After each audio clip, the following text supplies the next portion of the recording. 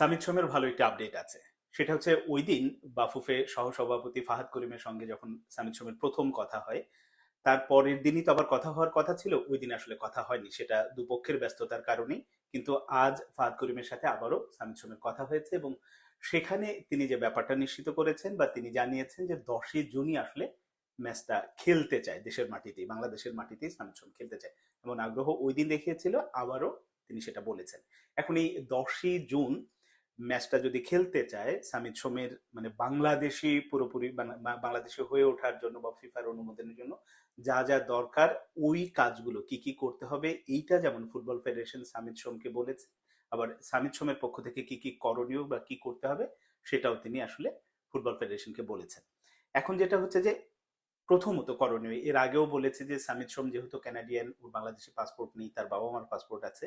এখন সামিতের আসলে পাসপোর্ট করার জন্য যে কাজটা করতে হবে, প্রথমে মানে পাসপোর্টের আগে জন্ম নিবন্ধনটা করতে হবে। এবং ফাহাদ করিম যেটা জানিয়েছেন যে জন্ম নিবন্ধনের কাজ এরই মধ্যে শুরু হয়ে গেছে, হয়তো এই সপ্তাহ বা 2-3 দিনের মধ্যে সেটা হয়ে যাবে। সেটা হয়ে গেলে সামিতকে যেটা করতে হবে, মানে বাংলাদেশি পাসপোর্টের জন্য Canadian high commission, Bangladesh high commission যেখানে আছে সেখানে যেতে হবে, মানে সশরীরে গিয়ে সেই আবেদনটা করতে হবে। এবং যেহেতু সামিতের লিগের খেলা চলছে এখানে, তো এর ফাঁকে যেন যে কোনো একদিন গিয়ে খুব দ্রুত সম্পন্ন করে আবার সে ক্লাবে ফিরতে পারে, এমনটাও সবকিছু ডিটেলস জানানো হয়েছে। এর মধ্যে আবার আরো একটা কাজ করতে হবে, সেটা হচ্ছে যে সামিতের বাবা মা যদিও বাংলাদেশি, তাদের পাসপোর্টটা আসলে মেয়াদ উত্তীর্ণ হয়ে গেছে, যেহেতু অনেকদিন কানাডাতে আছেন, এই কারণে তাদের পাসপোর্টটাও আসলে রিনিউ করাতে হবে এবং ওই প্রক্রিয়াগুলো শুরু হয়েছে।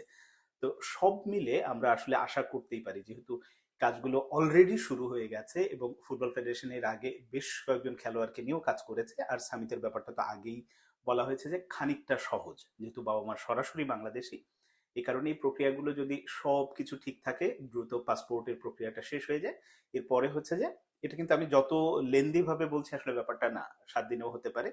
তারপর হচ্ছে কানাডিয়ান ফুটবল ফেডারেশন বা সকার অ্যাসোসিয়েশন এখানে যেটা আছে, তাদের কাছে আসলে একটা লেটার চাওয়া, অনাপত্তিপত্র, যে সামিত সোম বাংলাদেশের হয়ে খেলতে চান তাদের জন্য। এবং ওই লেটারটা কি কি হতে পারে, টেকনিক্যাল কিছু ব্যাপার থাকে, ওইটা ফুটবল ফেডারেশন জানে। ওইভাবে অ্যাপ্লিকেশন করলে কানাডিয়ান ফুটবল অ্যাসোসিয়েশন থেকে যখন ওই লেটারটা পাবে, সাথে সামিতের সমস্ত ডকুমেন্টস গুলো বা যা যা লাগে, মানে এই অ্যাপ্লাই করার জন্য সবকিছু নিয়ে ফিফার কাছে অ্যাপ্লাই করলে, এর আগে আমরা আহমেদ শায়েকের সাথে কথা বলেছিলাম, মানে তিনি যেহেতু কাজটাতে অভিজ্ঞ, তার কাছ থেকেই জেনেছিলাম যে এরকম অ্যাপ্লাই করলে সেটা 2 দিনেও হতে পারে, 3 দিনেও হতে পারে, 7 দিনেও হতে পারে। তো যেহেতু আমাদের হাতে প্রায় 2 মাসের কাছাকাছি সময় আছে, মানে আমার কাছে কেন জানি মনে হয়, যদিও একটু চ্যালেঞ্জিং, কিন্তু আমার কাছে কেন জানি মনে হয় যে সামিতের ব্যাপারটা আসলে 10ই জুনে ম্যাচ খেলার জন্য যতটুকু আগে দরকার তার অনুমতি পাওয়াটা ফিফার কাছ থেকে, সেটা হয়তো পেয়ে যাবে। এখানে একটা ব্যাপার থাকে যে হ্যাঁ, 10ই জুনের আগে 3রা জুনের মধ্যেও যদি হয়ে যায় সেটাও হবে। তারও আগে আবার এএফসির কাছে একটা প্লেয়ার লিস্ট, প্রাথমিক তালিকা পাঠাতে হয় যে কারা কারা খেলতে পারে। তো সেই লিস্ট পাওয়ার আগে যাতে হয়, ফুটবল ফেডারেশনের পক্ষ থেকে সর্বাত্মকভাবে সেই চেষ্টাটা চলছে। এবং সেটা হলে, খালি একটু কল্পনা করুন তো, যে বঙ্গবন্ধু স্টেডিয়াম নতুনভাবে সেজেছে, সাথে হচ্ছে যে আমাদের একাদশে কারা কারা আছে। যদি একাদশের কথা বলতে না একটু ভয়ই লাগে, যে আমাদের যে মহান কোচ কাবরেরা সাহেব, তিনি কি সিদ্ধান্ত নেবেন জানি না, কিন্তু তারপরেও আমরা আসলে ভাবতেই পারি। হামজা চৌধুরী তো আছেন, জামাল ভুঁইয়া আছেন, তারিক কাজী আছেন, আমাদের এখন সামিদ সংযোগ হচ্ছে, আমাদের ফাহমিদুলকে যদি ডাকা হয়, যদি কোচ ডাকেন, কাজিম শাহ আছেন, সব মিলে আমরা কিন্তু 6 জনের, মানে স্কোয়াডে 6 জন, আমরা দীর্ঘদিন মানুষের যে চাওয়াটা যেটা, সেটা কিন্তু অলরেডি 6-এ চলে গেছে।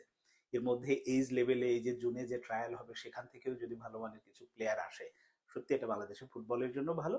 কিন্তু দিন শেষে সব কিছুর ওপরে ঘরোয়া স্ট্রাকচারের দিকে অনেক বেশি নজর দিতে হবে।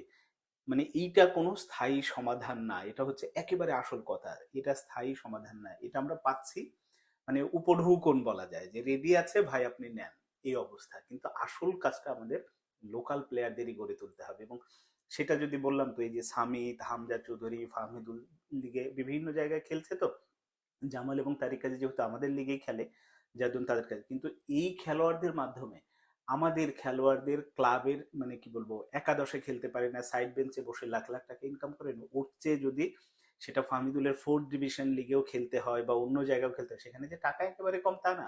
তো এইরকম লিগ গুলোতে যদি বাংলাদেশের প্লেয়াররা একজন দুজন করেও বছরে আসলে সুযোগ পায়, বা ইয়াং যারা আছে তাদেরও যদি সুযোগ করে দেওয়া যায়, এটা বাংলাদেশের ফুটবলারদের জন্যই ভালো। এবং সেটা হলে এই যে বংশোদ্ভূত প্লেয়ার আমরা যেমন পাচ্ছি, একইভাবে আমাদের লোকাল প্লেয়াররা যদি একটা ভালো ভালো প্লেয়ার বের হতে থাকে, তাহলে বাংলাদেশের ফুটবলকে ঠেকায় কে? আমরা তো এগিয়েই যাব।